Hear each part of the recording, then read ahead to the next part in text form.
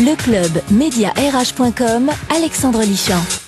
Bonsoir et bienvenue au club mediarh.com, le rendez-vous hebdomadaire de l'emploi et des ressources humaines sur BFM, la radio de l'écho. On est ensemble pour 1 heure et c'est presque une dernière de la saison. Puisque nous sommes aujourd'hui lundi 9 juillet, c'est l'été qui arrive et nous on va prendre un peu de vacances.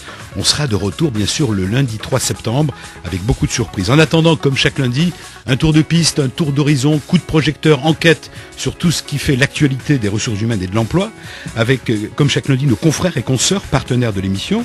En première partie, Muriel Jazor des Échos qui viendra nous parler d'une enquête à paraître vendredi prochain, vendredi 13, ça porte bonheur, dans la rubrique Management. Et c'est une enquête sur la fraude interne en entreprise. Également en première partie, Catherine Moal, rédactrice en chef adjointe de l'Usine Nouvelle, un numéro spécialité, la France de l'industrie, vous en saurez plus dans quelques instants. Enfin, dans la deuxième demi-heure, Lionel Lévy de Stratégie, là c'est une étude sur l'apparition d'une nouvelle fonction en entreprise, Monsieur Bien-être. Bah oui, ça existe, on va voir en quoi ça consiste.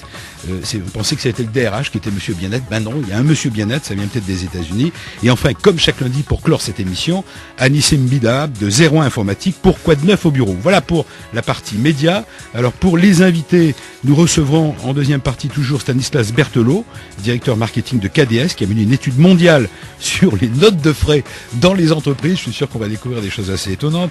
On dit que c'est un des meilleurs moments de la semaine ou du mois, la note de frais, chez certains.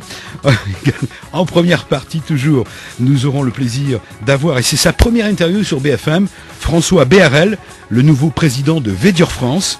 Et enfin, l'actualité, le news, c'est dans quelques instants, avec Laurent Dubois et Sylviane Ballustre d'Erneville. Vous l'avez lu certainement déjà dès le week-end, et aussi ce matin, la fameuse affaire titrée d'une certaine manière et bizarrement